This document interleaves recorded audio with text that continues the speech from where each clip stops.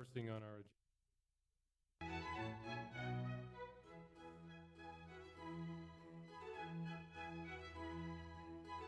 Pledge of Allegiance. I'll invite you all to stand and say the Pledge of Allegiance.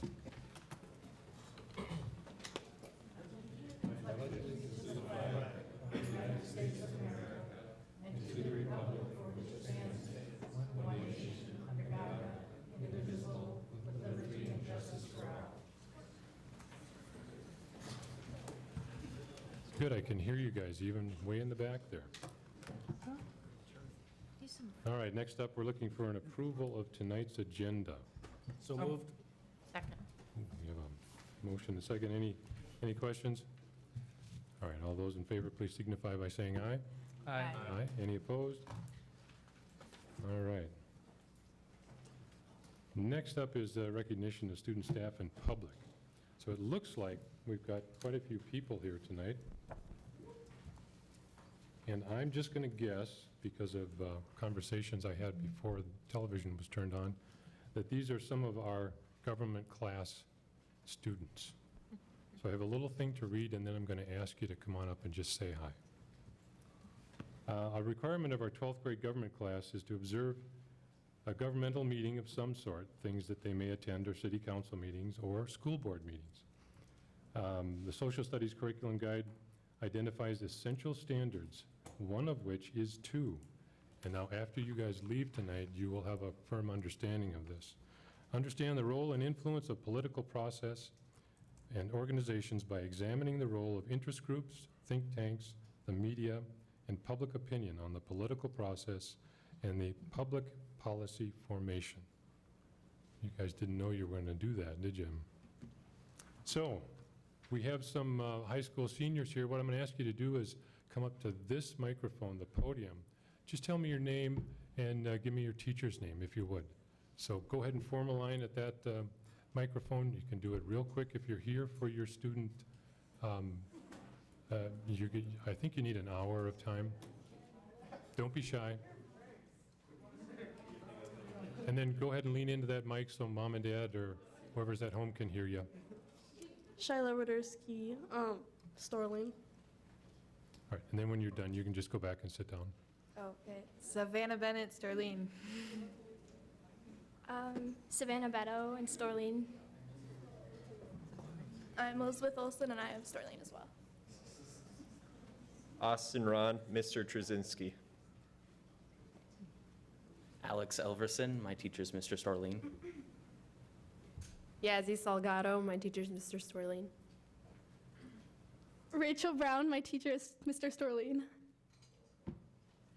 Jamie Woolner, my teacher is Mr. Storling. Nicole Jacobson, my teacher is Mr. Storling. Katie Smith, my teacher is Mr. Storling. Nick Collins, my teacher, Storleen. Matt Antonucci, my teacher's Storleen. Taryn O'Hara, my teacher, Storling.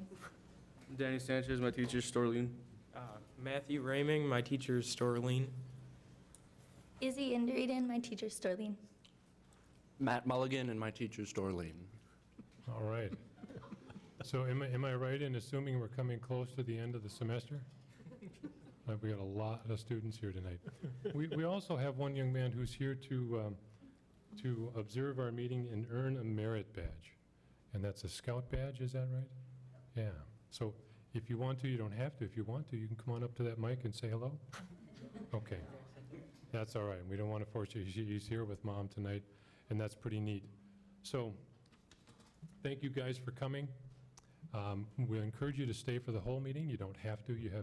You can get your agenda signed after an hour, and perhaps Mr. Kaufman or Mr. Anderson or Mr. Heisted down at the end of the table there could sign your agenda for you. If you didn't get an agenda, there's a single-page green agenda over on that back counter. If you want the full agenda, there's 3-4 copies made. So we ask you, give you the opportunity to stay for the whole evening, but at 8 o'clock, we've seen seniors get up and leave, and that's okay. Okay? Are there any members of the public here that wish to speak to the board on an item that isn't on tonight's agenda? All right, I don't see anybody out there. We move to Part A. We're looking for a motion to approve Part A as is. So moved. Second. Moved and seconded. Any conversation? All those in favor, please signify by saying aye. Aye. Any opposed? All right. Now, we're going to ask you to turn your agenda over to the B side, the flip side. And our first item on Part B is Bloomington Public Schools 2013-2014 Annual Report. And to help us understand this, we have Rick Kaufman and Mr. David Heisted, who would like to read this one. Mr. Chair, Yeah, Tom. be resolved that the School Board of Independent School District 271 accepts the annual report for the 2013-2014 school year. Second. Dawn gets the second. All right, gentlemen, what have you got for us? Good evening, Chair Bergstrom, members of the board, Superintendent Fujitaki. Tonight, the board, we are asking for approval of the 2013-14 annual report. What's been put on the screen for our audience here tonight, as well as viewing on TV, is a copy of School Pages, which is the special edition of this year's annual report. Just a couple of points as to the resolution that we provided for you. Each year, the district is required, like all school districts in Minnesota, to provide a detail of accomplishments from the district from the previous school year. State law mandates most of the items that do occur or do appear in the annual report in years past. This year, with the state-required World's Best Workforce goals that are new, they do tie into our existing Pathways to Graduation framework.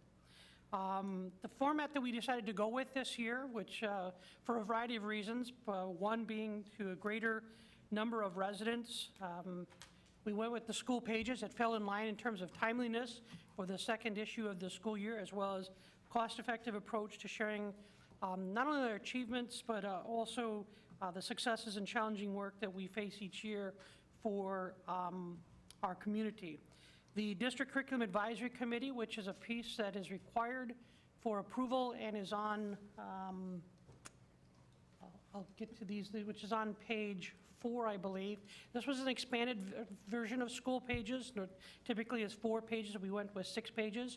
So once approved, and this is printed and goes out beginning next week based on your approval, residents will see that it's an expanded version of the School Pages and the insert in there. But the District Curriculum Advisory Committee that is led by Dr. Tim Anderson, who's with us also this evening, has reviewed and approved the content that appears in this piece of the annual report. Copies of the annual report, again, upon your approval, will be sent to the Minnesota Department of Education as required. We'll also be posting this on the district website and each of our individual school sites. Now, to draw specifically, we did ask Dr. Heisted to be with us tonight because a big piece of the annual report is the work that Dr. Heisted does with not only deciphering a lot of the information, but also the graphs that you see throughout the annual report and on the screen tonight, and is here to help answer any questions with respect to that. And then providing the multiple measurement ratings piece, which is also required. And then we did have some room on the back page that allowed us to talk a little bit about some of our points of pride and other pieces of information. So to summarize and then turn it over to Chair Bergstrom and members of the board, tonight we're simply seeking approval of the annual report to go forward. Questions should be related to specifically the content, not the editorial pieces of the annual report. All right, thank you, Rick. So we have 2 of the best and brightest minds here in the district to answer questions. And who would like to go first with any questions? There's a lot of information in this document. Yeah, Rick. One of the things I had brought up, and I wasn't sure if we needed any more clarification on, was on page 2. The graph on the, I guess, the top right, goal 2 graph, where it says percentage of students on course for 4-year college and reading based on grade 3 MAP test. And on the left side, the scale there is percent proficient. But now is percent proficient, in order to be on scale, I guess the question would be, in order to be on course for 4-year college, would you also, is that same score the proficiency score? Yeah. And what is Director Oliva? the proficiency score based on? Yeah, on World's Best Workforce asked for a monitoring of the, on reading well by grade 3.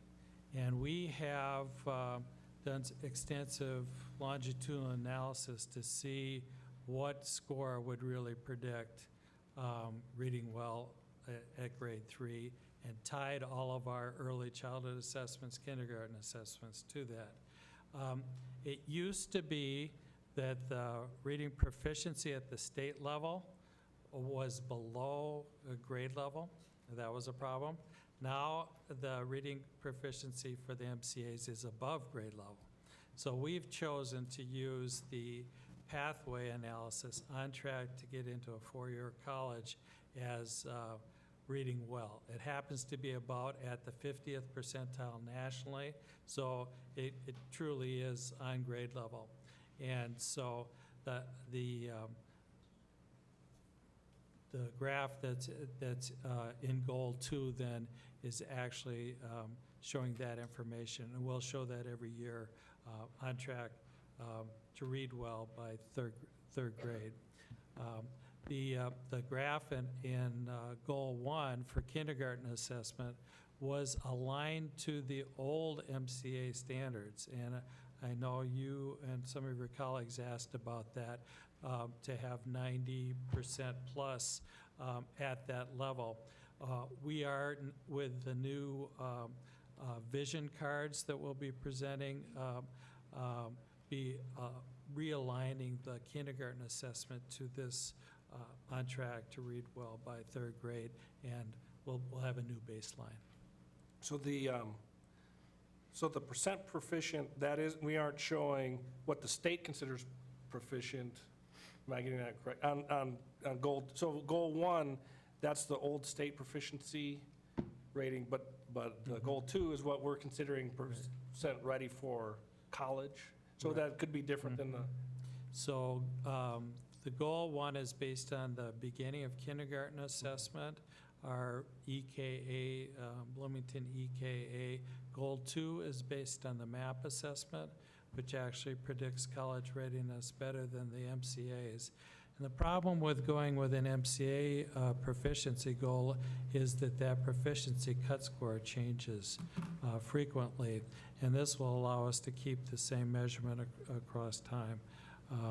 I expect the MCA to change again very shortly from the MCA 3s to the 4, and then the cut score would change again, and we'd be saying, well, we either went way up because the goal changed or way down. And if we stay with the MAP assessment, we'll have the same apples to apples comparison every year. Other questions? A lot of information in here to digest.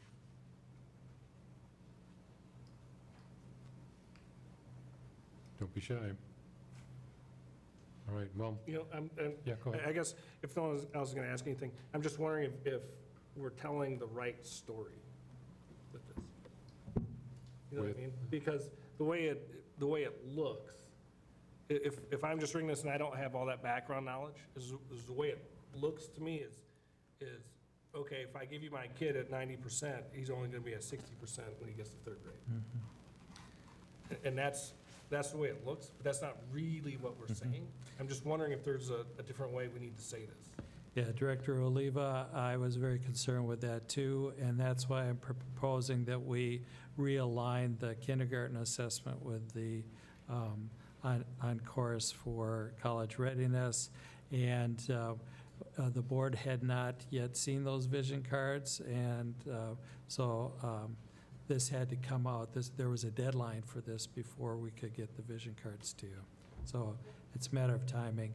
But in the future, there will be good alignment between the kindergarten assessment, the third grade assessment, and then future college readiness indicators.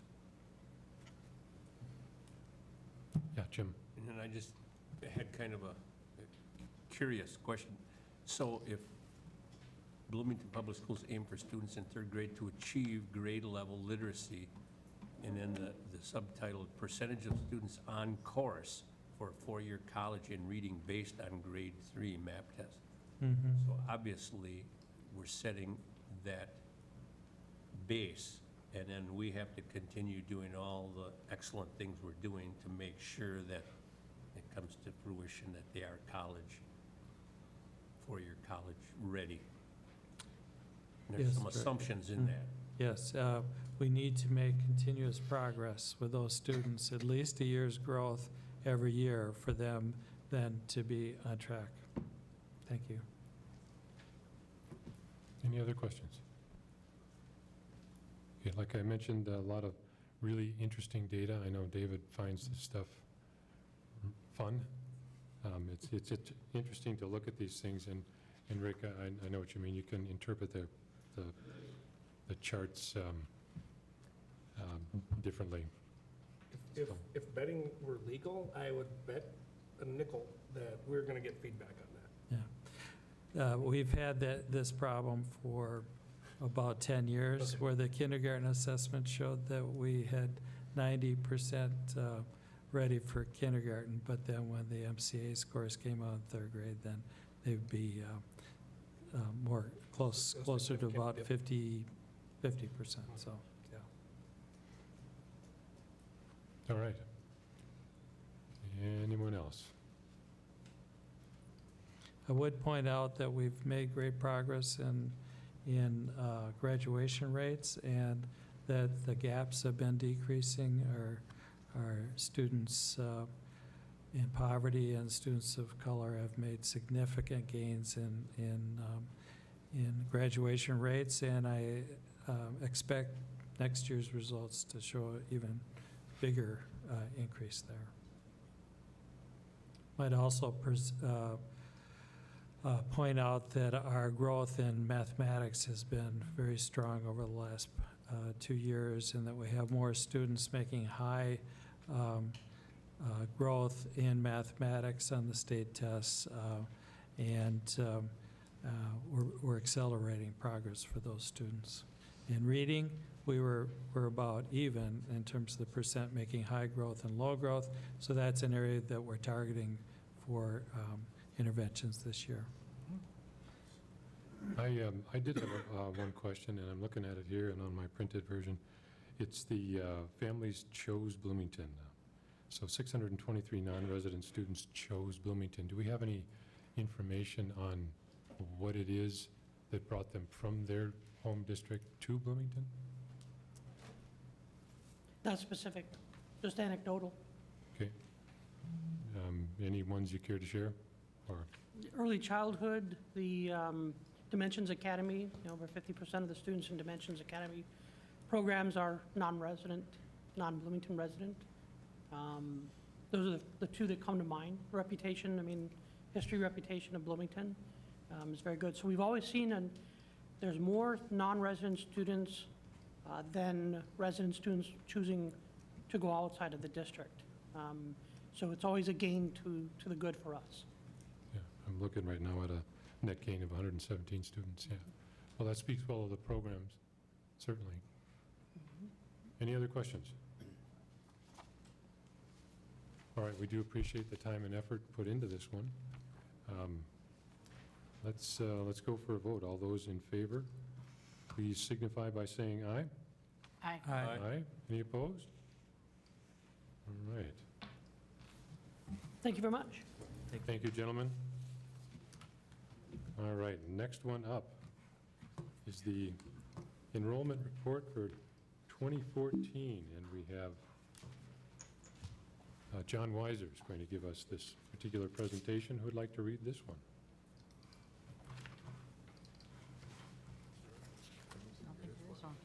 It's just a report. Oh, I'm sorry. Nope, there isn't one. You're right.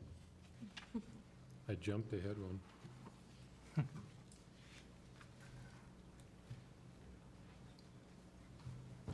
All right, John, what have you got for us?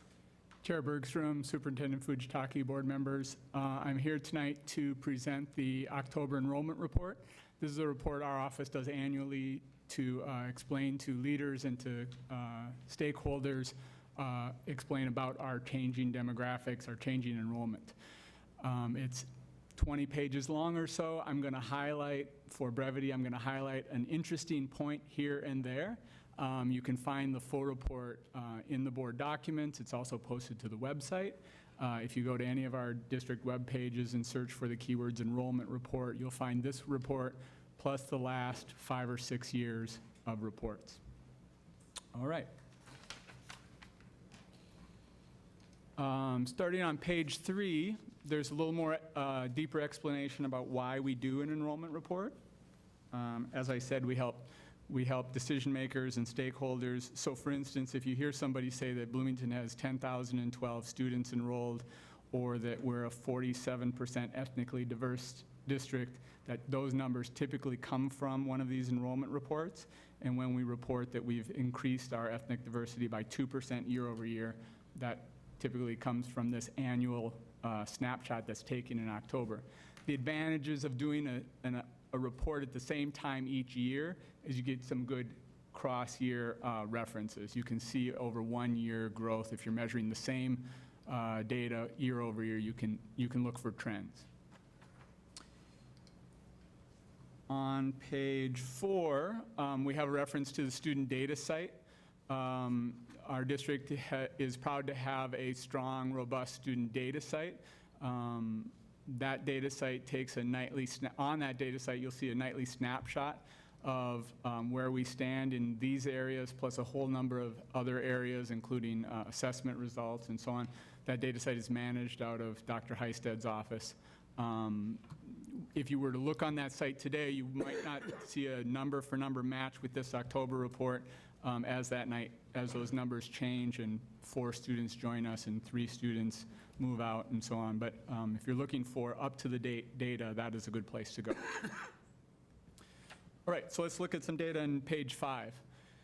Page 5 gives an overall view of the district. The top chart shows the district comparison. The first column shows October 1 of last year. This is what we reported last year, 10,030 students.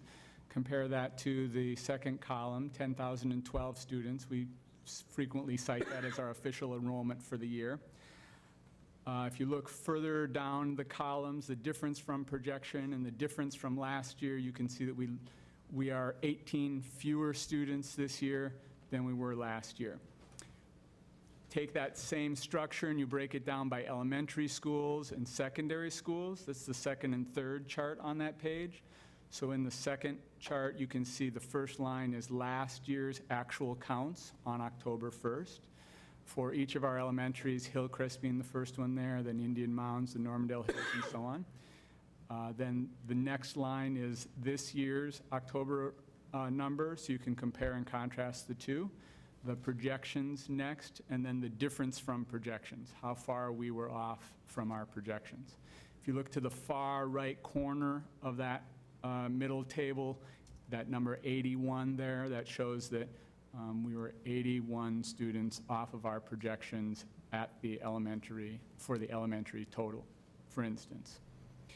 The same structure is true for the secondaries, so that there's the secondary last year number and then this year number.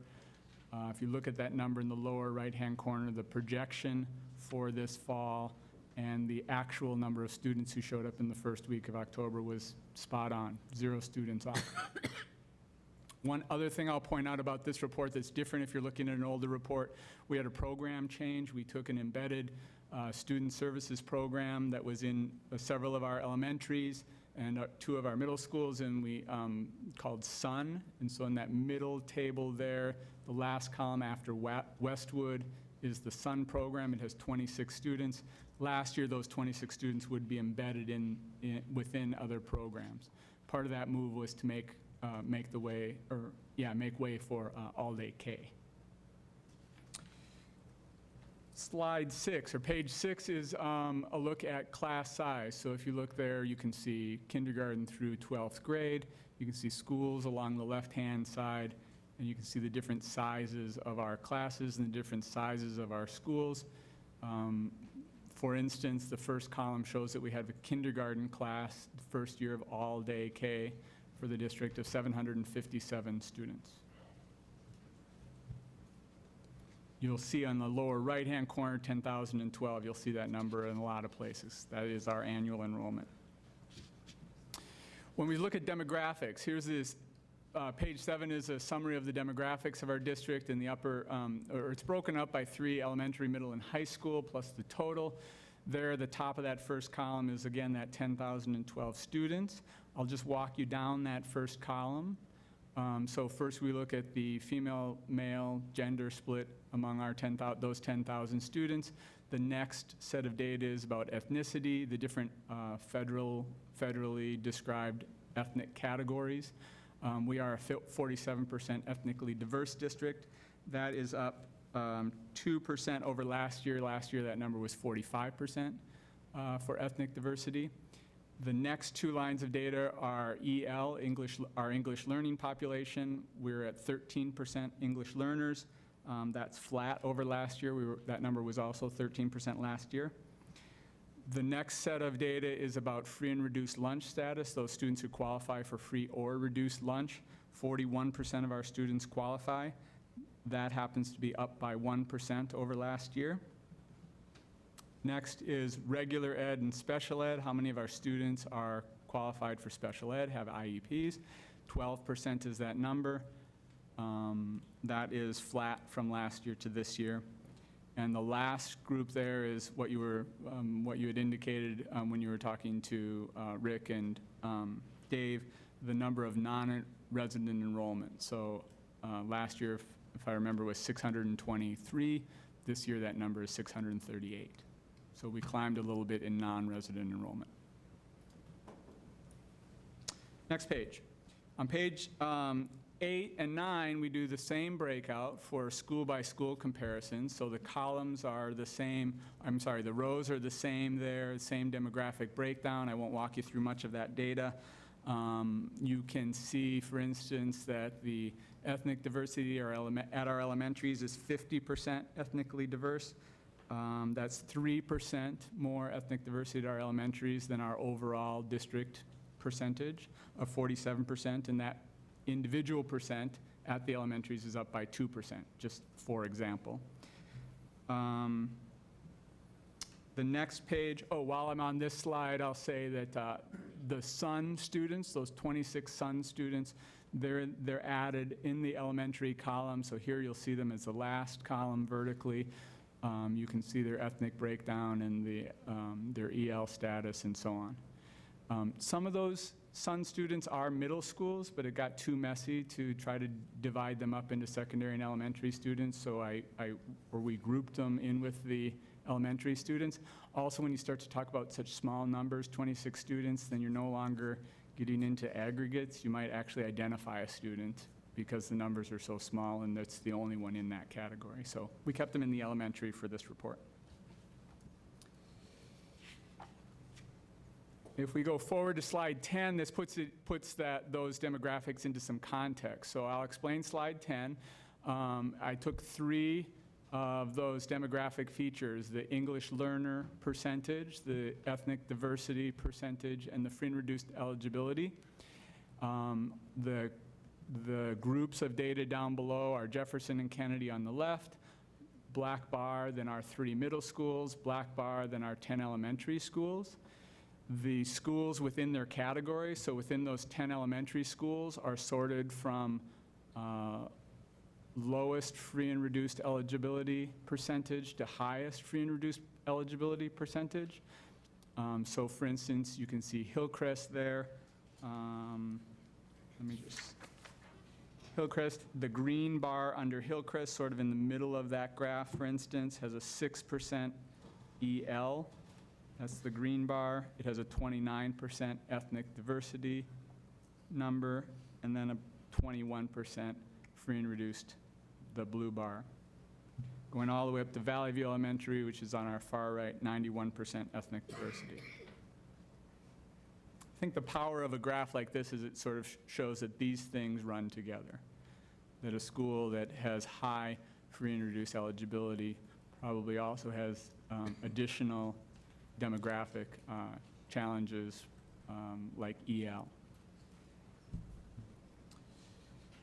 The Page 11 looks a little bit, takes that number data and puts it into a pie chart, just strictly our district ethnic diversity profile.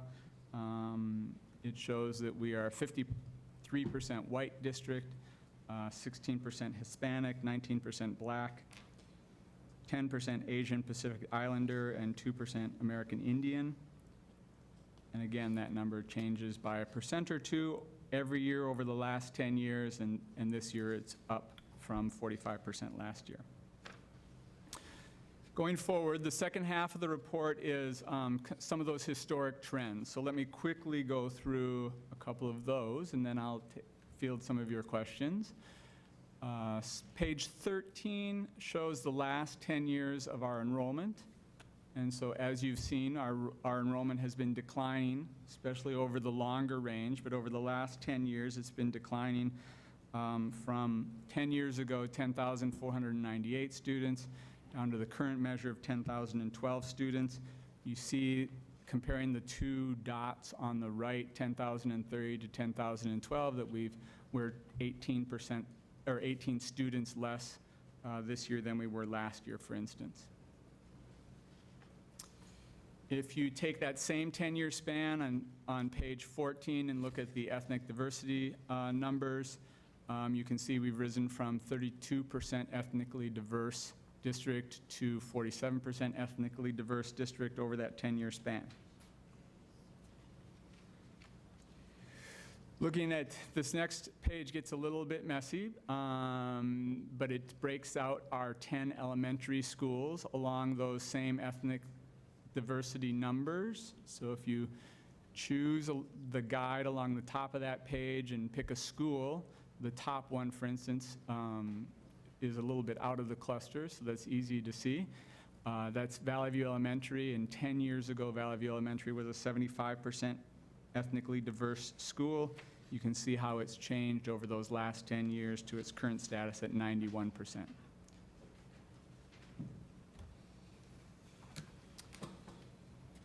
Page 16 does the same for middle schools. There's our three middle schools. Valley View is the top diamond bar. The purple bar in the middle is Oak Grove Middle School, and the red bar is Olson Middle School. Page 17 does the same for our two high schools, Kennedy and Jefferson. You can see each moved by about 2% over the last year in diversity, and so the high school ethnic diversity number, for instance, is 42%. Last year it was 40%. If you were to put this report next to last year's report and compare these slides. The last three slides are about free and reduced eligibility, just to show those same trends.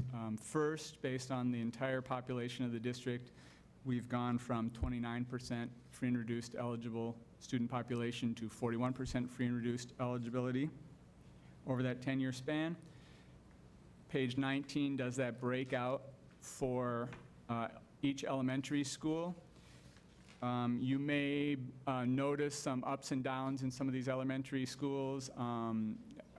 It's hard to speculate what might cause some of those ups and downs, but we have program shifts that happen in our district. The expansion of DA is often cited as one of those shifts that causes some students to go to one school over another school.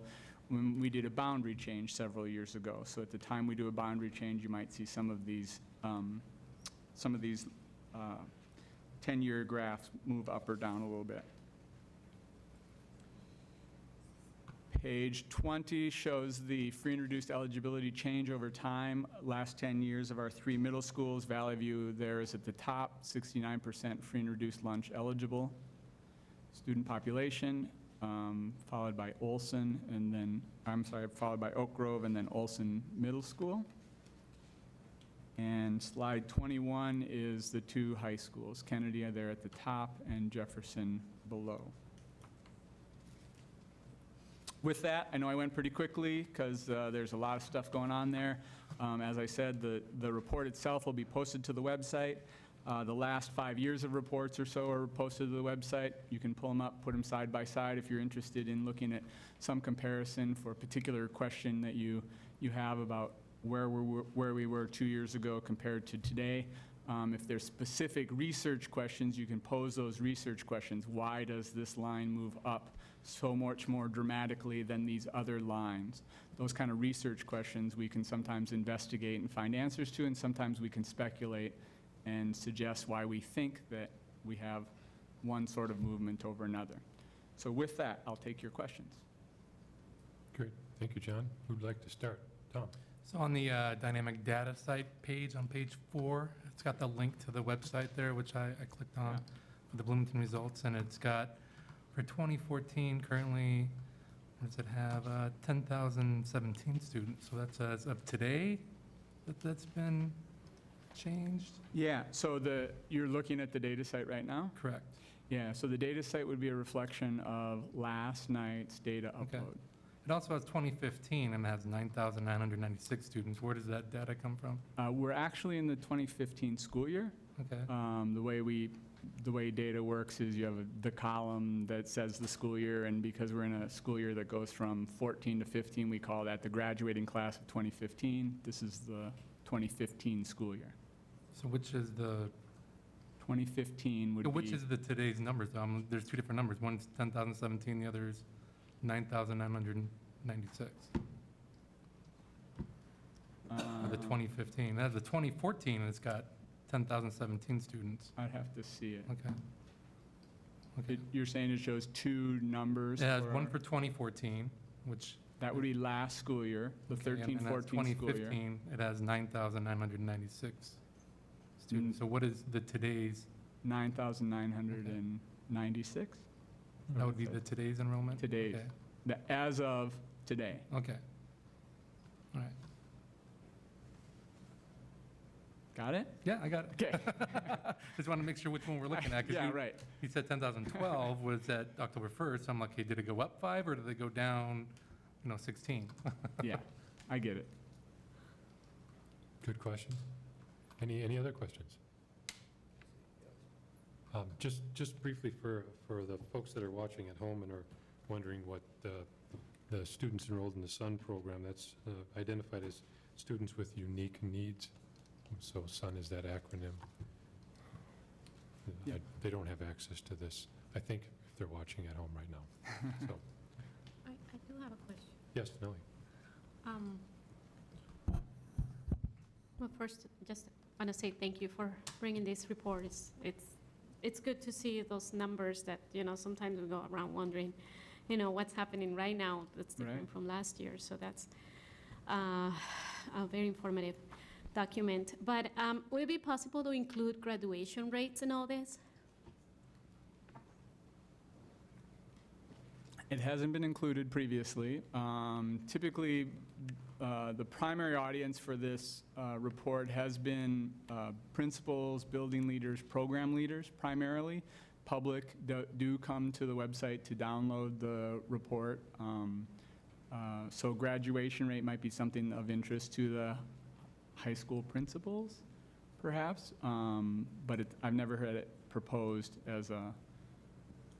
I mean, it would be good to know how many students we have at a certain point in how many of those end up graduating, or how many going to high school and then actually end up graduating and separated by groups.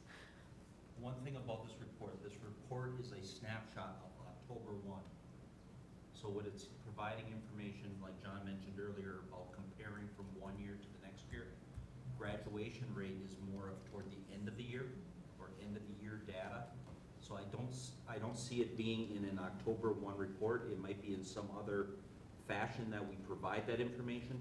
But I think for an October 1 report, this is just primarily taking a snapshot on October 1st and saying, here's what students are in our seats on this day.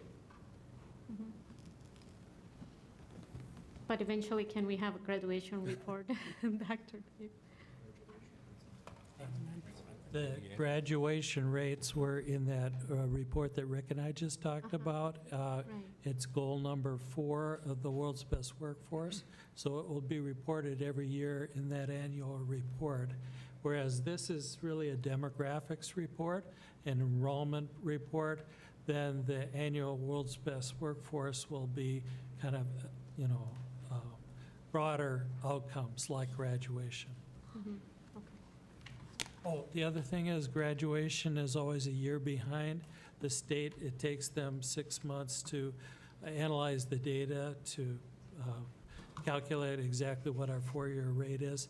So what we're reporting today is actually last year's graduation rate.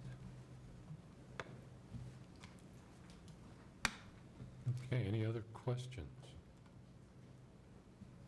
I have one that you Yeah. may or may not be able to answer. I'm just looking at the gender breakdown. It has us at 52% male and 48% female, when isn't there actually more female citizens? I thought it was like 51% women in this country and 49% male. So do you have any idea why we have more men than than women in our school district?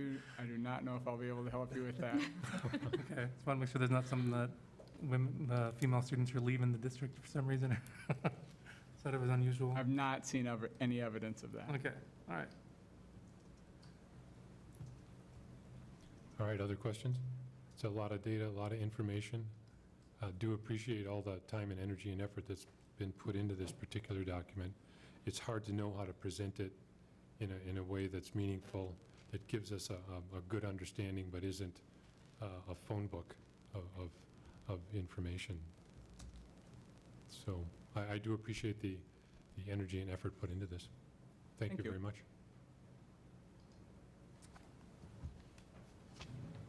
I have just one more. Yeah, Jim. So this information is available, but it's through ties or the state, so all other districts have similar information? Like, do they all have October 1 reports? They don't. So when I went this is not a MDE required report. It's not mandated, and there was no board resolution to present it, for instance. It's something we do to help give context to really we have volumes of data about ourselves. This is meant to help inform how we make decisions, how we maintain programs, how we might best respond to our changing numbers. So other districts don't really do this work that I could find evidence. I looked at our contiguous districts. I looked to see if they do similar enrollment reports, and I couldn't find anything like that. I actually have another question. Sure. This is a Bloomington Public Schools data site. Is this something that you created, or who does this? The history of the student data site was originally with Dr. Jim Angemeyer. Okay. It was done at a time, I think you know some of the history of Dr. Angemeyer, who was a kind of a data guru. Mm-hmm. He was always looking to add meaning to this volume of data. And so he created the student data site in order to help internally explain why we're doing what we're doing. And then parts of the student data site point externally for the public to help understand why we're doing what we're doing. That was many years ago. It's evolved over time. Other districts use services like TIES has a component that takes student data and publishes it for decision makers. The data site moved under the supervision of Dr. Heisted when he joined the district. We're currently in the process of revamping the student data site to move some pertinent information into the hub so teachers have more readily available access to assessment data, for instance, and to sort of update the format and the back end so that when it's presented to the public, it's easier to find, easier to navigate. Well, I think it's a great, useful tool. When we got on our board report the other night, I played around on it for about an hour, just putting different data in. It's fascinating, isn't it? Yeah, it's a lot of fun. So thanks for all the work. Yeah. Value add of a data analyst. Yeah, there you go. So thanks for all the work. Thank you. Thanks, John. All right, now, let's see. Number 3 on your Part B is right-sizing the budget process update. We have Rod Zivkovich to present this. Who'd like to read this one? There's no motion. Wow, I am just off tonight. All right, no resolution. Rod's just going to dive into it. What can you help us understand? Chair Bergstrom, Superintendent Fujitaki, board members. I'm here tonight to kind of kick off the process for right-sizing budget board involvement. As you see up on the screen right now, and as also in your board packet, is a timeline that the superintendent set out, about a week ago. We made some minor changes to it based on our professional development session last Monday. But I'd kind of like just to walk the board through the different aspects of the plan. And then also what I wanted to do is just give the board an update, and Director Sorum can also add to it, of our meeting on September 29th with CFAC. So overall, with our timeline tonight, you saw the enrollment report that John just presented, and then also we'll be giving a update on the CFAC meeting on September 29th. At our next board meeting, we'll come to the board with the long list that we've been accumulating ideas over probably the last two and a half months. And then also, we'll be looking at if there's anything in the long-range projection model that needs to be updated based on what our original analysis was that was brought to you back in September. On November 24th in a study session, this is the new item. It's a discussion on the guiding change document. The administration will be putting together a high-level summary for the board, and then we can have that discussion at that time on the 27th to finalize that piece of information. If you look on the 3rd, there is the joint, or actually, I think that's going to be changed to the 10th, if I remember correctly, Deb? Yes. The joint committee with the city regarding enrollment. And then kind of the big date coming back is the 8th, where there'll be any additional demographer discussion. The audit comes to the board at that point in time, and then we'll be looking for the approval of the guiding change document at that point in time. And then we should have also within that week the state forecast, the November state forecast. As we move to the 15th, a study session to start having our discussion about our targeted amount that we're looking for the 15-16 budget year. We'll also have at that point in time information on the mid-year adjustments, and then any updates that needed to be done to the long-range plan based on those mid-year adjustments.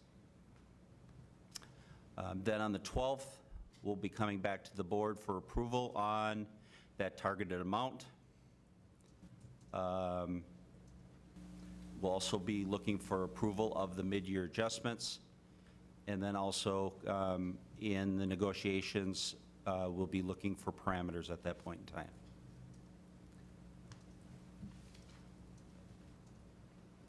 Down to the next.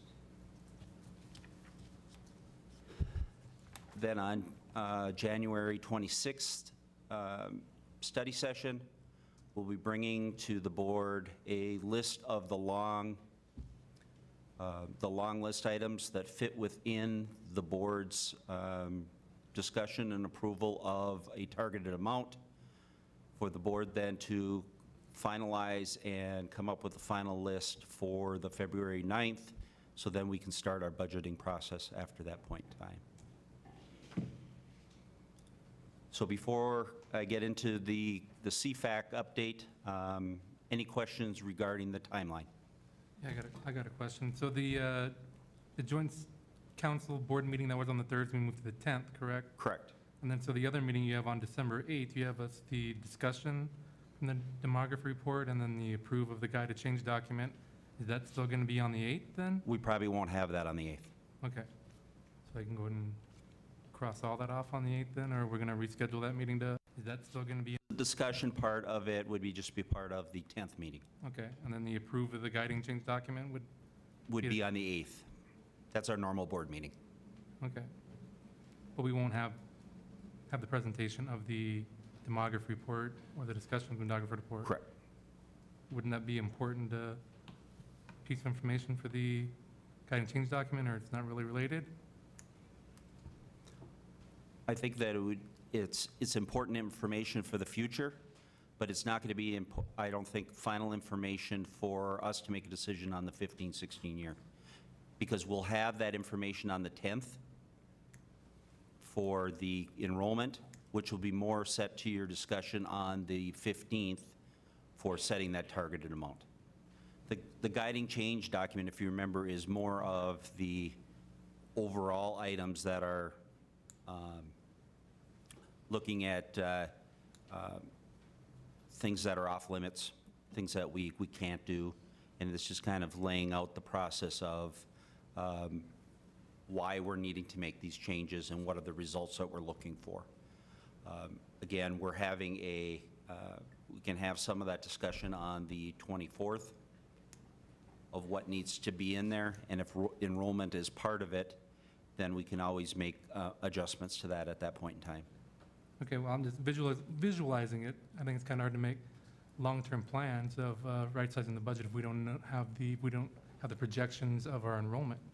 It's kind of why we're going to be approving the guide to change document without having the presentation or any discussion. So we're just assuming what the enrollment's going to be and how much we need to right-size the budget when we don't have the projections yet.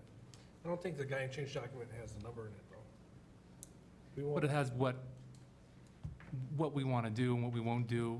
How can we make that decision if we don't know what our enrollment's going to be in 5 years? I think it would change the conversation if we knew what our enrollment is. I don't know. We'll have that information to share with the board, because you're getting a peek at the numbers, the information from the demographer. Yes. So we'll be able to share that information with the board at that night. Okay, thank you. Okay, yeah, Maria. I'm just thinking, wouldn't we as a board want to have discussion about the presentation before we meet with the council? Mhm. Right. Right. Thank you.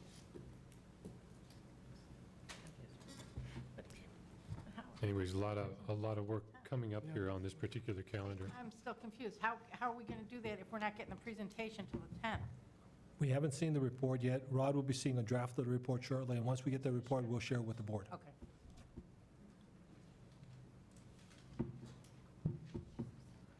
Want to make sure that one comes before two. That's an easier way of saying it. Okay. Summary. Okay. Other questions on the timeline? Okay. Right. Okay, the second is the CFAC update. As I mentioned, we met with the Citizens Finance Advisory Committee, and that committee has been in existence since I started being here about in 2007. We use that committee to kind of gauge the financial perspective. We have bankers and economists and the finance person from Normandale Community College, the finance person from the city. So we use them to kind of run through our financial questions of, are we on the right path? Where do they see the future going? We asked them 2 questions in that meeting. The 2 questions were, one is our fund balance policy, which states that we are somewhere between 5% and 8% of our general fund balance. Did they feel that that was should be changed or should be looked at to be changed? And their feedback to us was that at this point in time, they felt that it should not be changed because we need to have items in reserve to be able to handle situations just like we're dealing with right now, to be able to do a softer landing. The second item that we asked them about was based on the financial information that we shared with the board, where they saw the budget adjustments, what dollar amounts they were looking at, and they were in agreement that a $4 to $6 million range seemed to be a reasonable range within that area. So the overall feedback on those two questions were, they suggested we stand pat on our fund balance policy, and what we've been talking about, the $4 to $6 million range, seemed to be a realistic number. I don't know if Director Sorum would like to add anything to that from the meeting? No, that was basically it.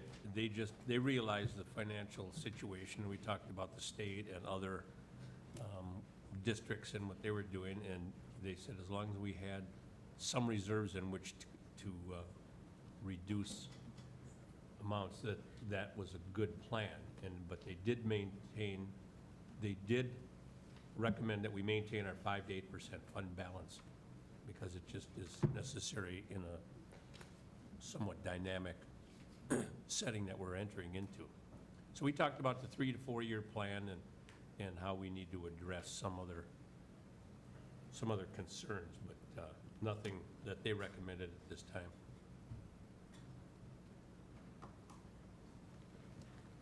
All right, any other questions? Well, just to once again emphasize what he had said, that we have the city treasurer, the Port Authority person, Normandale Community College vice president of finance, a couple of bankers. So we have a good cross-section of financial people who are aware of all the situations that are happening around the state. And so they're very complimentary on our process that we use and the 5-year planning that we do. So it's to Rod's good credit that we are presenting information that we are to them, and they appreciate being involved in our, input, providing some input into our recommendations. All right, any other questions for Mr. Zivkovich? Appreciate your time, Rod, keeping us up to date. We've got a busy calendar ahead of us. Thank you. All right, now we move to number 4 on Part B, and that is the second reading of revised policy 302, superintendent. Mr. Chair. Aha, yes, Maureen. Be it resolved that the School Board of Independent School District 271 approves the second reading of revised policy 302, superintendent. Second. All right.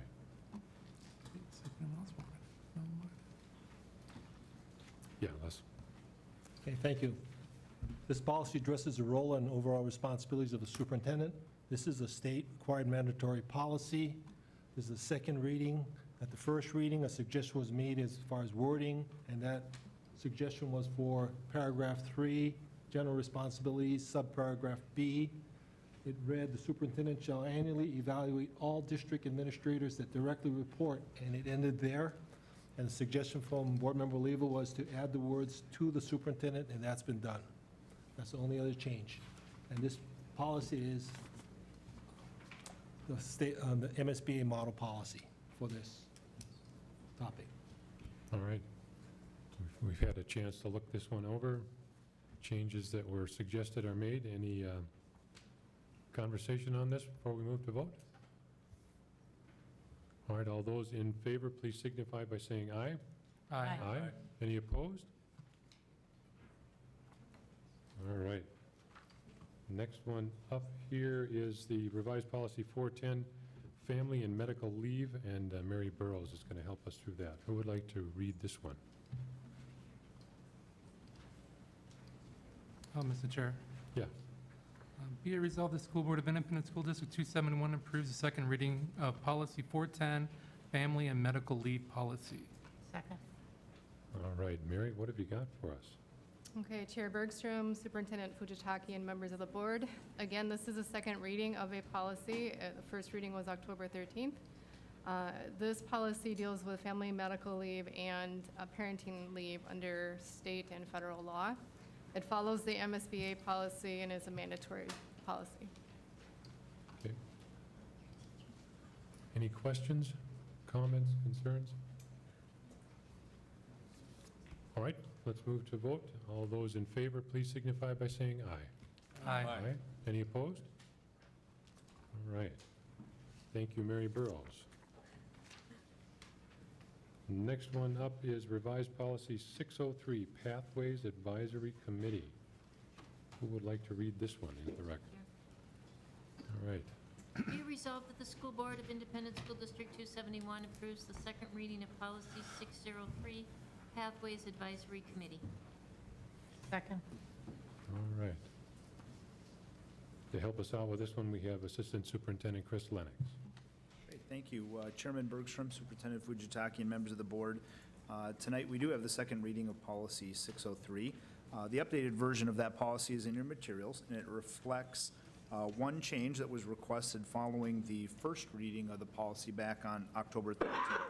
Specifically, in regulations under Section 1 membership, letter A number 4, we added one representative from our district community education committee.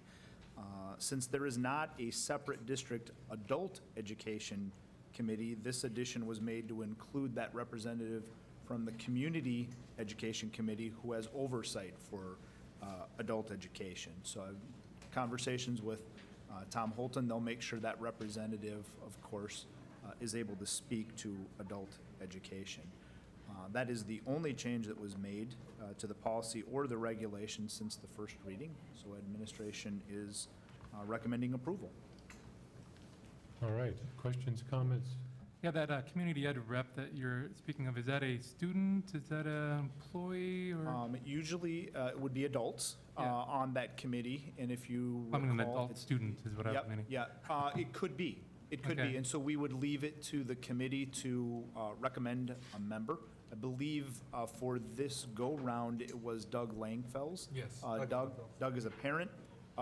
He is also an instructor in that program and Okay. has come through. So if you Excellent. recall, the next item on your agenda is actually going to be the membership committee, which comes to you annually. So each year, they'll look to find someone from community education who can speak Okay. to the adult program and provide them for your consideration on the Pathways Committee. Perfect. Yeah, I was wondering, because finding an actual adult student might be difficult because you have adults that are there for maybe 6 months, maybe 9 months. So getting them to serve on a 2-year committee might be a little challenging. Very So- difficult, potentially, correct. It sounds like we found a good person to fill that void, and we get that perspective, which is good. We think so. Thank you. All right. Any other questions? Now's the time. All right. We move on to a vote. All those in favor, please signify by saying aye. Aye. Aye. Any opposed? All right. Now, next one up on my list here is the 2014-2015 Pathways Advisory Committee membership. We have Dr. Tim Anderson to help us understand this one. Who'd like to read this? Mr. Chair. Yeah, Maureen. Be it resolved that the School Board of Independent School District 271 confirms the appointments of the Pathways Advisory Committee citizens members roster for the 2014-15 school year as attached. Second. All right. Tim, what have you got for us? Mr. Chair, Mr. Superintendent, board members, in accordance with the statute 120B11, this board has established the Pathways Advisory Committee, formerly known as the District Curriculum Advisory Committee. As you remember, it's a district-wide committee, and it supports the teaching and learning process and recommends educational standards, assessments, and program evaluations to this board. The 2014 officers and parent and community representatives are listed in your packets for review. Of the 28, and that's an expanded number from years past, members, 9, or roughly a third, are brand new, and that honors the need for continuity, but also increases broadens the representation across the community. So at this time, I'd be happy to entertain any questions you might have. All right. Thank you, Tim. Any questions? Yeah, I was just looking at the membership, and we have the same person for Valley View Elementary as we do for Valley View Middle School. Is that because there was not another qualified interest person? The principals there had spoken with that individual, and they were comfortable with that representative serving in that capacity. Of course, the active recruitment continues, so if another party should be identified, we would certainly work to update that membership roster, but the principals are comfortable with it at this time. Okay, she's a good pick. Yeah, Jim. One of the members on there is a school board representative. Is that still within the parameters of the pathway, a citizens thing, or should there be more than one school board rep? Was that It's a large discussed? committee. It's your committee. Yeah. So that's up, discuss amongst yourselves, but. Can you handle it there, Rick, or need Yeah, I got it backup? covered, Jim. I don't really need any help. I'm doing pretty good. I'll give you my phone number in case. Go ahead. No, well, like we just discussed in a lot of our meetings, my role, I was a parent rep, but now I look at myself as the school board liaison. And so I don't know that the school board is represented because they're supposed to report to us. Yeah, that was just a curious point, reporting to the board as a whole, of the citizen advisory committee. Right. And so, yeah, so what I've been doing, because I'm just kind of making this up as I go along, is just being a liaison. So after each meeting, I'll come back and tell you kind of what's going on. But anytime that there's curriculum that has to be brought to the board, the committee itself will present, or Dr. Anderson will present the information. Well, if your role is still just to observe and report, I don't know if we need to have 2 board members to observe and report. We don't need 2 flies on the wall. And the other thing was, they are going to continue the advisory committee supporting the teaching and learning process that they have done before, but just a new element of the pathways district advisory committee. That's the added element in that. Correct. All right, any other questions? I think I would agree. I think one fly on the wall, as Tom puts it, is good But enough. you can still come to the meetings, Yeah, it's Yeah. open meetings, open to the public. You can certainly join us anytime you'd like. as long as you don't speak. What days do they meet? 4 times a year, I'd have to look at when the next one. I have a question in reference to the list that we have. The recommendation for parent and community representatives and, membership in general, and I think you're aware of some of the concerns that I have passed, recently in my conversations with Eric Melby, and I think you're aware of some of those. So I don't need to repeat those here right now, but when I look at the list, I just want to ask, how represented are each one of the schools going to be with the representatives that we have here? How do I explain this? So first of all, diversity. I don't see, when I look at the names, I know that there is a district diversity. We have 2 representatives there, but then how about parents and other members in the community that might be also representing the diverse groups that we have in Bloomington? That's one thing. And are all the people that we have here somehow, I know they are connected to the community, but are most of the people that we have here people that have students in Bloomington schools? And would it also be good to have not only, let's say, I see we have administrators, but are we also going to have other people that are connected to the schools that are not necessarily administrators, but that have a direct and close contact with the students and that know the needs of the students? So past practice has always made membership, at least ad hoc membership from teachers and teachers on special assignment. Members of that report or have presented curriculum revision updates to this board are teachers of children now who've served on those revision committees. So whenever you've seen a revision in the springtime, you've seen, in the last 6 years, you've seen teachers who served on those committees presenting to you that updated standards prioritization that constitutes the curriculum. So they always come at least 2 times to this committee as a part of that revision work. And recall that the rosters membership here also, those are liaisons to the sitting committees doing the revision work. And Director Oliva can speak to that. So can some of the other board members who've served on those committees. So at least 2 times a year, teachers who are working with kids are interacting with the committee in that way.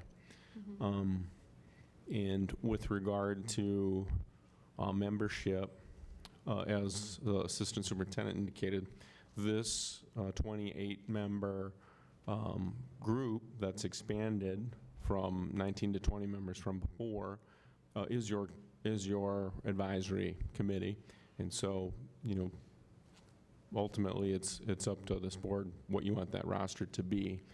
The bylaws have always called for 1 voting member, but often sites will send an alternate as well. And then the regulations have called for them to be voting members in the absence of the appointed member. And as Director Oliva indicated, it's an open meeting. So at any time, folks can attend and give feedback to this advisory committee, who then advises this board. I can sort of speak to the teacher involvement part of it, just because I participated in this as a parent rep from Ridgeview. And so when I was participating, I got on the music steering committee. And so what happened is the curriculum advisory committee, they have to do music, right? So it was music's turn to be evaluated. The whole subcommittee was teachers. And then they would appoint 1 or several members from this committee to that committee to also attend the subcommittee meetings. So we have teachers that are directly involved in creating the curriculum, evaluating, making sure that we're in compliance with not only the national standards, but the state standards. And so then we'd have liaisons so we could have parent representation on those subcommittees also. Then the subcommittees come back, report to this committee. This committee gives them feedback. They go back and they do their work until, and it keeps going back and forth like that until they feel like we have a product that's ready to bring to the board. And then they'll bring it to this committee one last time. That committee votes up or down whether or not they bring it to the board. Then that's when we see them here. And so there is, it's a little bit tricky, as we brought up in the last meeting, because if they say, well, 2/3 of the committee is supposed to be parents, but you want to have teachers involved in creating curriculum. Now, if all of a sudden you add the 6 teachers, now you don't have your 2/3 parents, and so you kind of go back and forth. So the teachers are, I guess, are part of this committee for the time they're involved in the specific curriculum that they're working on. And then as the curriculum changes, you have different groups of teachers that collaborate on it. As far as getting more diversity, I just think getting participation in general has been tricky. Because even at our last meeting, I think there was 5 or 6 of the parent reps that were absent. And so I'm not sure exactly how we'll get more. How do you get more people to How do you participate? get more people to do it? I'm Because sure it there's is- a lot of people that will be Yeah, I eager mean, to there's, participate. yeah, I mean, there's, and that's the thing, is there's a lot of people that want to and say they can, but then it's a matter of, it's only 4 times, you know, the problem that I ran into is it's only 4 times a year. It's on a Monday from 7 to 9, and so if you miss one, now all of a sudden you miss 3 months worth of meetings. Yeah, Don? I mean, in the, I just wanted to make sure that we're clarifying that the parents that are on there are typically parents that are involved in the school, and usually come from the PTA Yeah. from each school. So there's an opportunity for any parent to be in the PTA and be involved, and then have them self-selected, or whatever the group selects them to be represented on. And you know, you wouldn't have to be in a PTA. The way I got in is I lost the school board election 2 years ago. So I went onto the district website and said, is there any other way that I can participate in the schools? I said, oh, there's a curriculum committee. I have some background in that. So then I sent Dr. Anderson an email and said, hey, how do I do this? And he said, oh, well, the school sites choose one. I'll tell Steve Abramson that you're interested. So then Steve said, hey, yeah, that would be great, because the person that we had on there is leaving. So there's opportunities to do it. So it wasn't necessarily that I was in the PTA. No, and they felt sorry for you, so that's Yeah, what you were. yeah, they were like, That's understandable, too. It comes down to, they can find somebody that can do it. As you said, a lot of them, there's not a lot of people that, a lot of the schools can't find someone to do it, so. I understand that there are people that can definitely bring the voice of others to the table, but I also think it is important that people are given that opportunity to be in that kind of sort of leadership position where their voices are actually at the table, not representing others, because, the stories changes from person to person.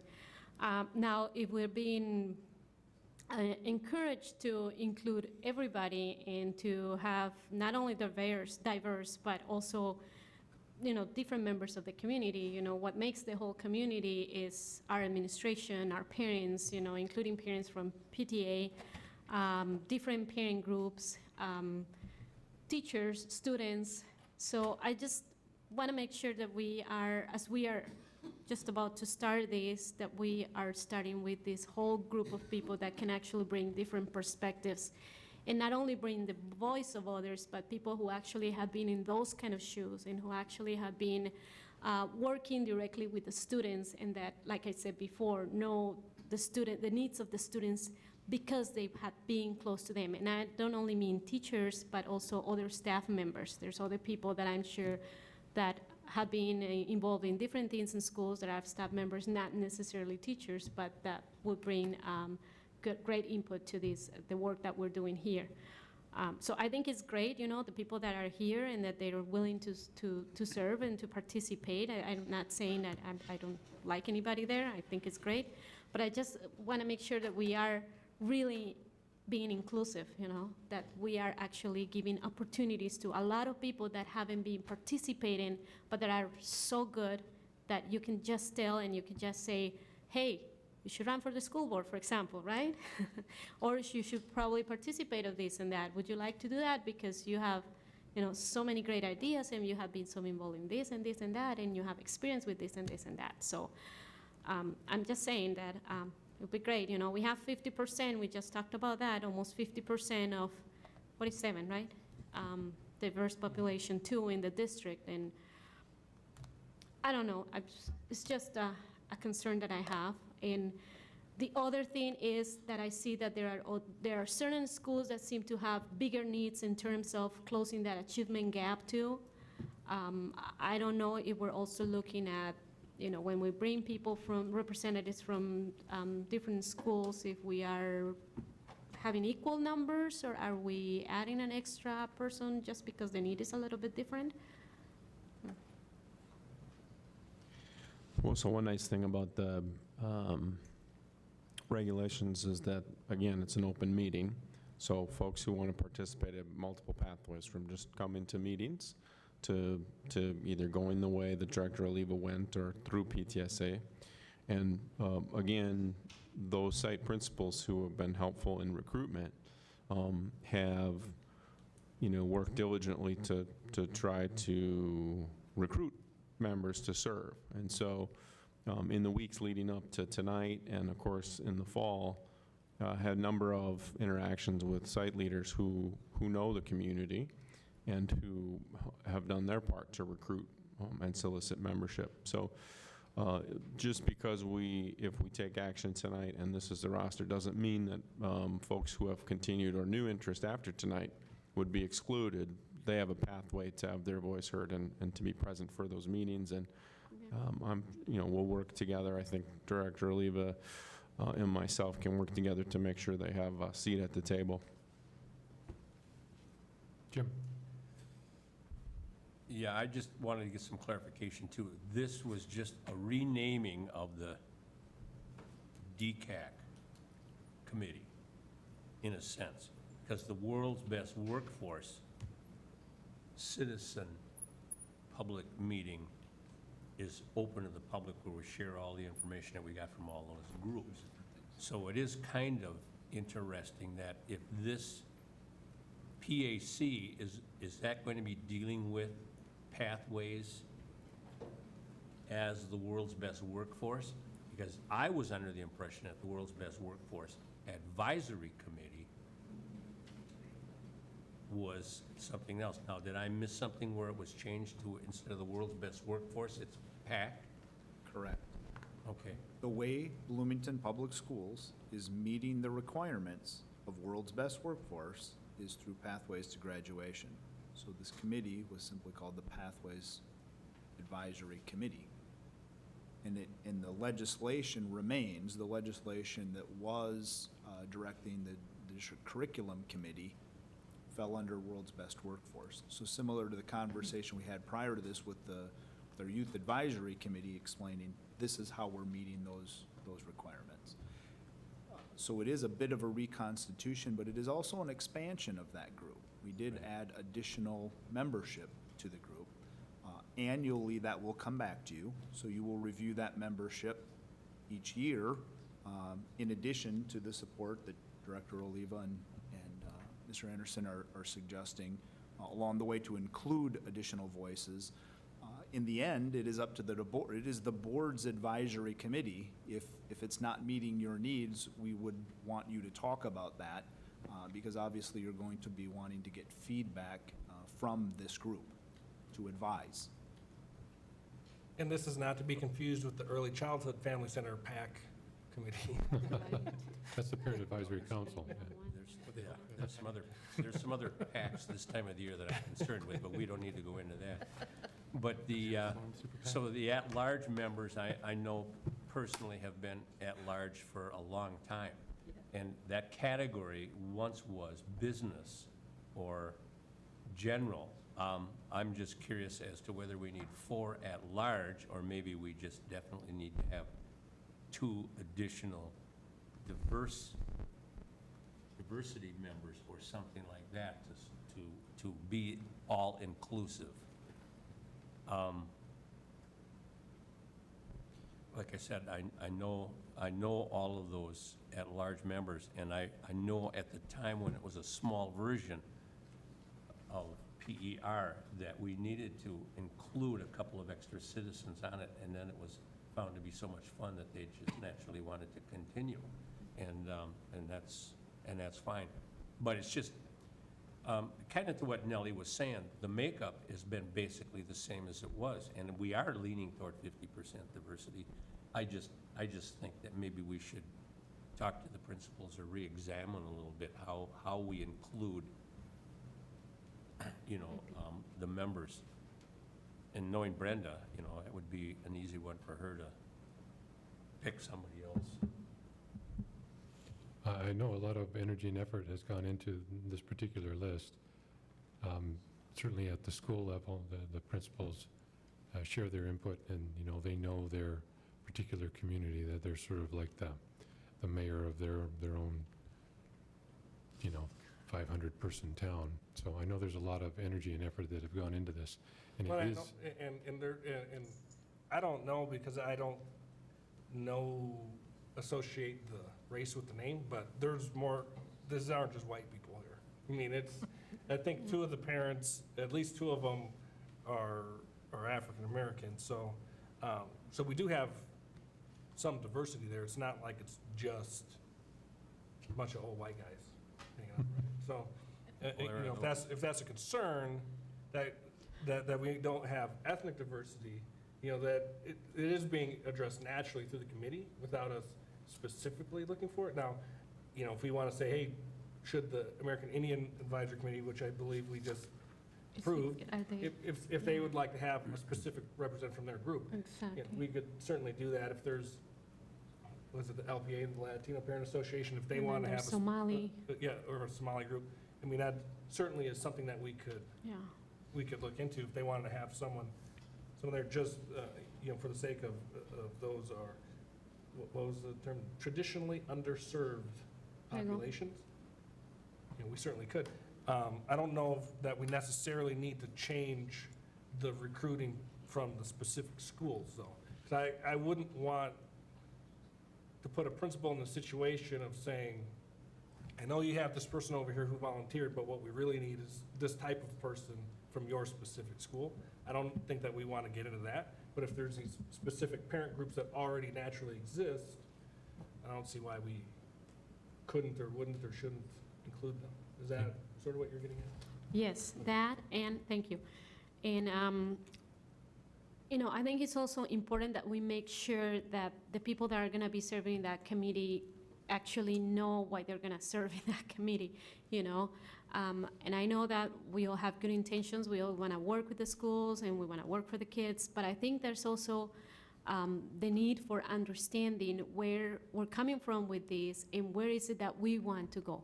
Not saying that people won't get there eventually, but this whole pathways or, the world's best workforce is a very complex thing if we look at that. And somehow you sort of need to have had that kind of closeness to that kind of particular situation to really understand why you are there and where you're going with all this. I mean, the main focus here is the students, right? That's our main focus. So that's all I'm saying, let's stay there, focusing on what the students need. And when we're selecting the people, that we focus on what's going to be the best for our students from this group of people. Okay, any other comments? Well, just to, Last comment. specify once again, the fact that this meets 4 times a year. It is a responsibility of these members to be there, or an alternate. So you have that full complement. That's all. That's all. And we do have some latitude to massage the list of attendees. So, all right, should we move on to a vote for this one?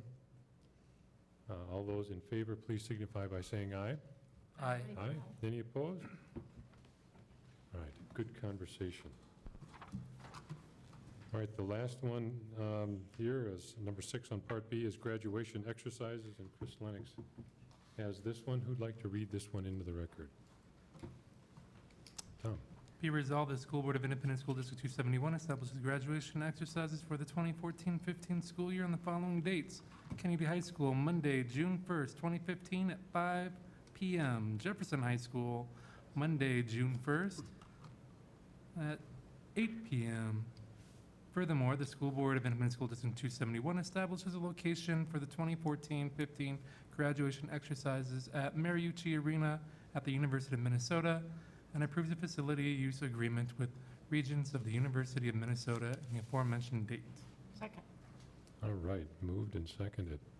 Chris, what can you tell us about this one? Well, thank you, Chairman Bergson, Superintendent Fujitaki, members of the board. Tonight, we are recommending approval of the facility rental agreement for the 2015 graduation ceremonies to be held at Mariucci Arena at the University of Minnesota. And for the benefit of the public, I'd like to share that the primary decision to hold the graduation ceremonies on Monday, June 1st, was driven by venue availability. As you may be aware, there are limited options for venues large enough for us to hold our graduation ceremonies.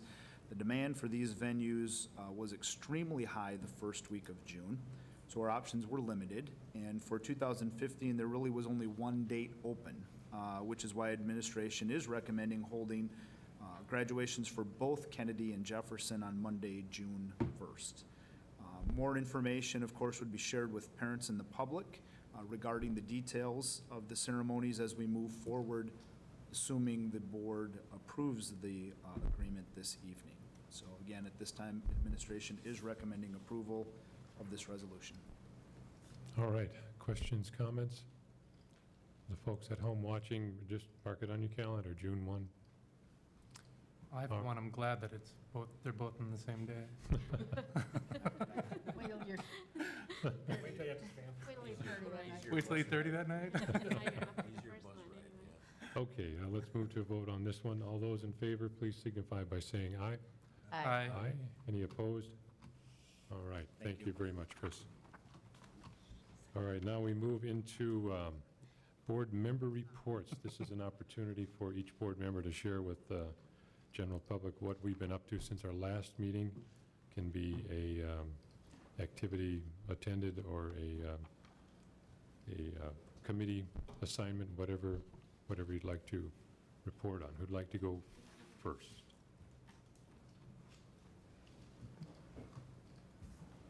This is when we all get shy. Jim? Okay, a couple of things.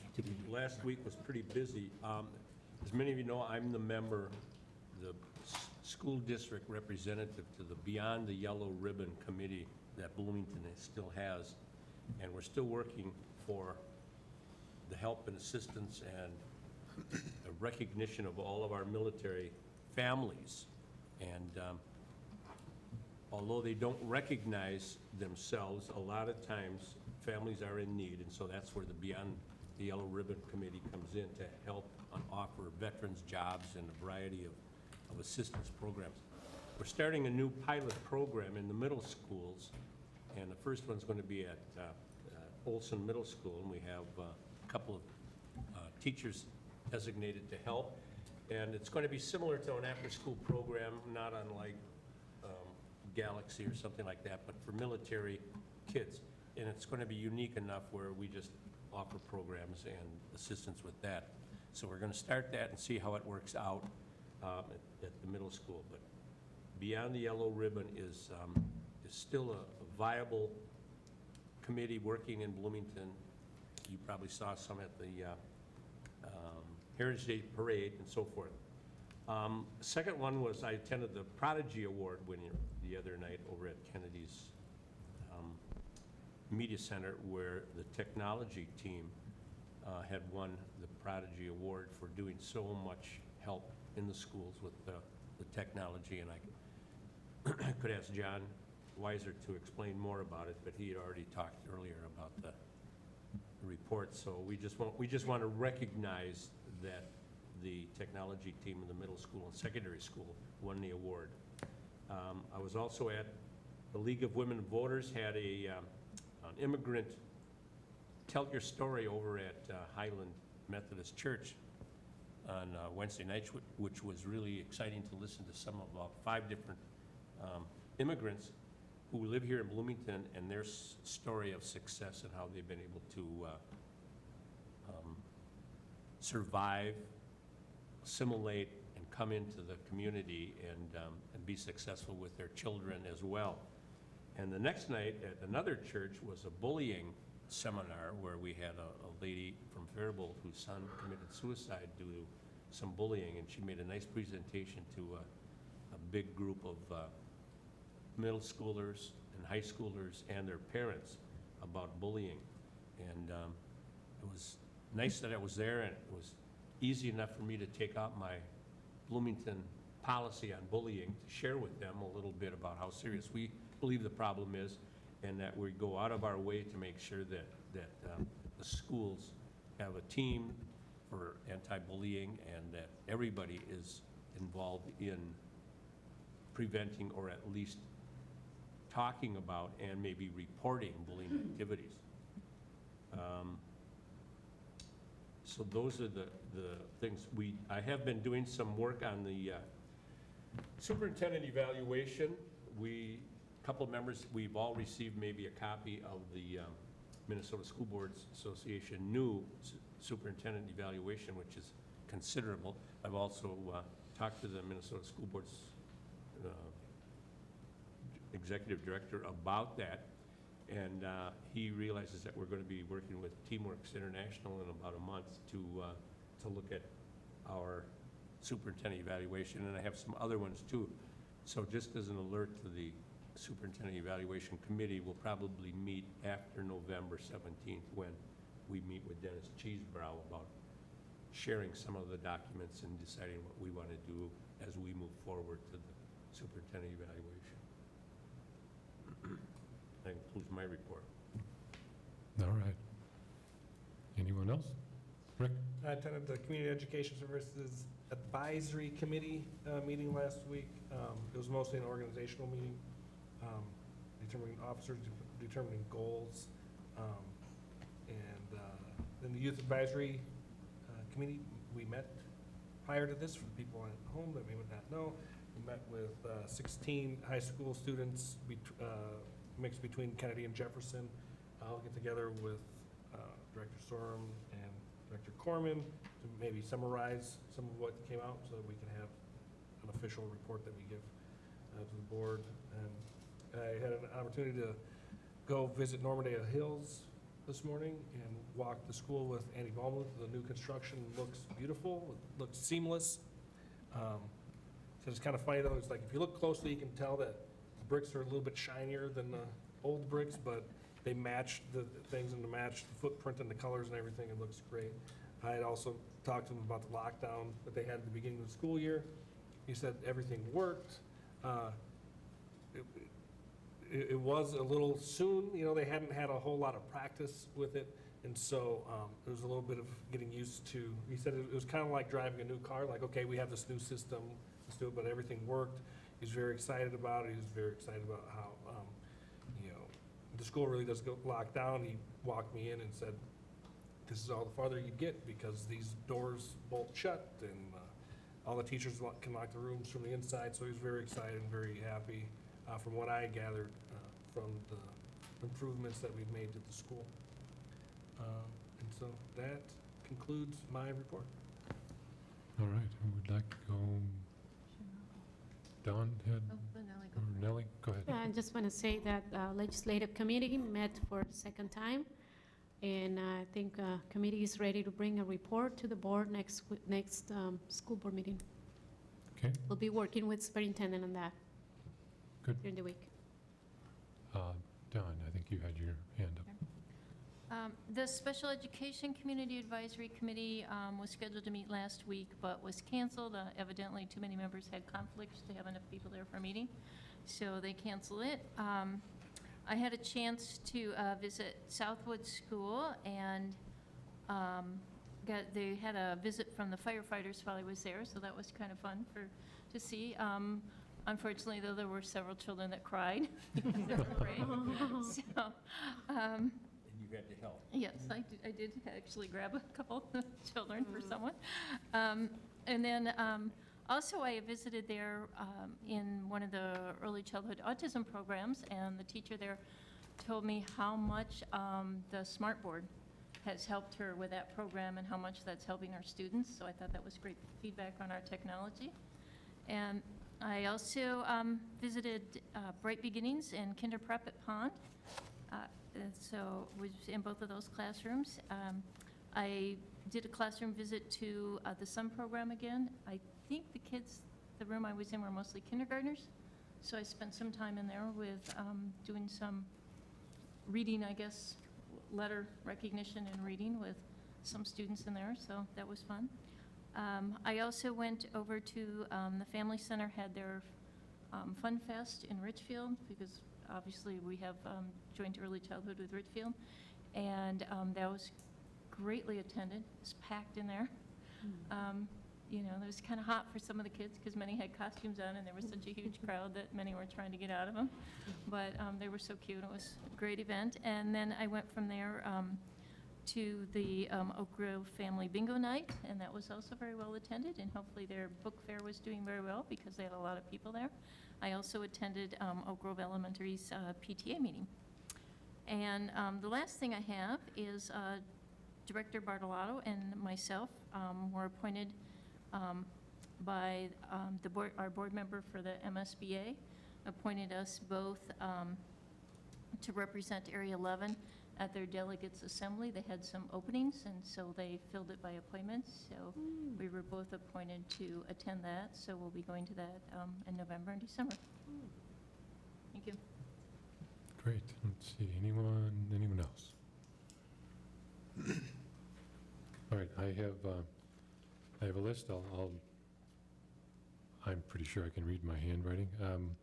Last Monday, we had a professional development session. This was the third of 6 that the school board has signed up to take place in, and I think the professional development is really going smoothly. It's really helping out a lot. I had a brief board meeting, about 8 minutes for intermediate 917. Last Thursday morning, and that was followed by a half-day workshop. And the primary focus on the workshop was the hiring difficulties in Minnesota in general, and then more specifically in Scott and Dakota counties.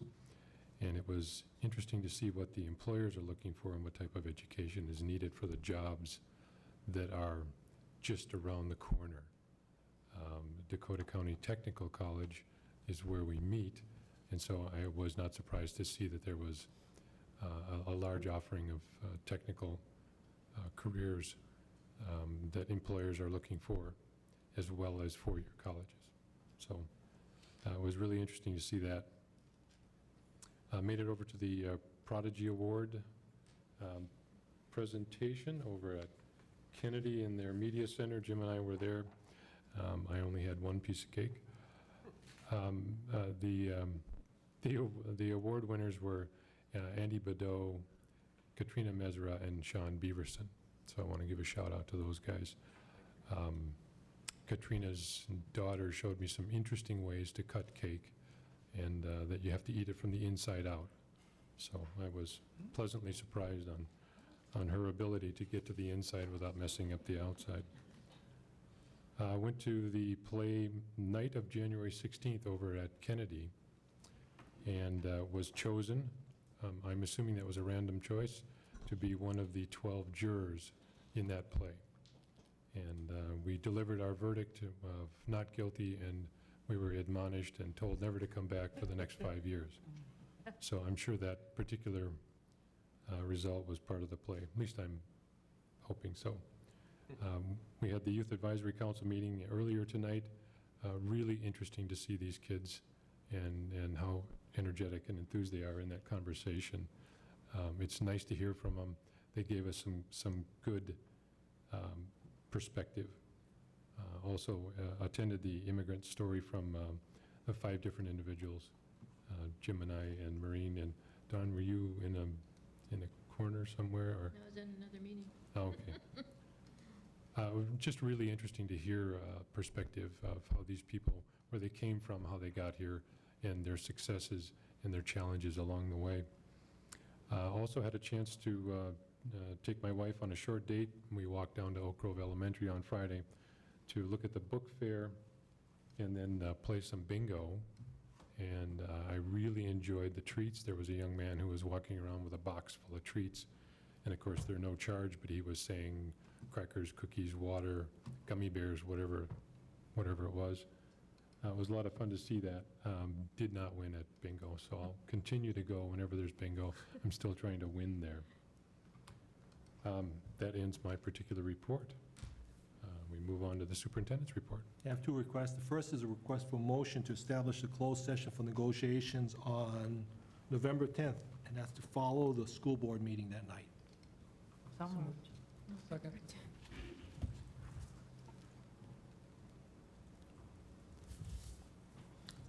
All right, all those in favor of closed session on November 10th to follow the meeting, not before it, signify by saying aye. Aye. Any opposed? All right, we got that on the calendar. Administration requests another motion to establish a joint meeting with the Bloomington City Council. That's for Wednesday, December 10th at 7 p.m. The locations to be determined.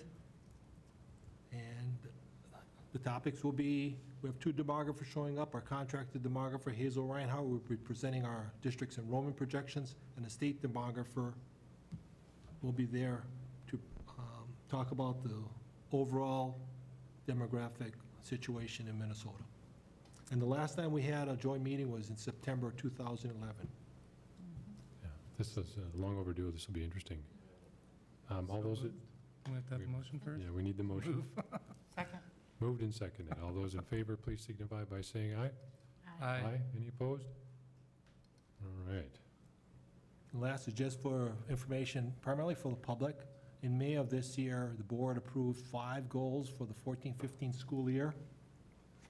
I thought it fitting, since this month marks the end of the first quarter of the year, and this is the last board session, I'd like to give an update on the status of these goals. The first would be professional development. As the chair pointed out, 6 sessions were targeted. The board has completed 3. The next goal was policy review and to take actions on those policies. The goal is 20. As of tonight, with the action taken by the board, we've completed 27 policies. The third was the creation of a pathway advisory committee, and the actions taken tonight by the board completes that goal. Next would be community engagement plan. Rick Kaufman will be asking the board for feedback on the engagement work to date, and I'd like to highlight a few things. First would be Heritage Days engagement. The next would be youth, students, and that was Youth Advisory Committee work that was done tonight. There was also the upcoming joint meeting that was just established, that's with the city, and the stakeholder meetings, that was with the general public community. So the board's been doing quite a bit of community engagement work, all according to the plan. And the last was the board's legislative committee. As Board Member Corman pointed out, they've had 2 sessions, and they'll be bringing forth a proposal to the board for board action within the month. So the board is well on its way to completing its 5 goals. So congratulations. And that concludes my report. So if we fulfill them all, do we get the rest of the year off? Yes. Nice. All right, we move to the other portion of the agenda. Does anyone have anything that they'd like to add in here? Otherwise, we're looking for that motion to adjourn. So moved. Second. All right, we are going to call this one closed.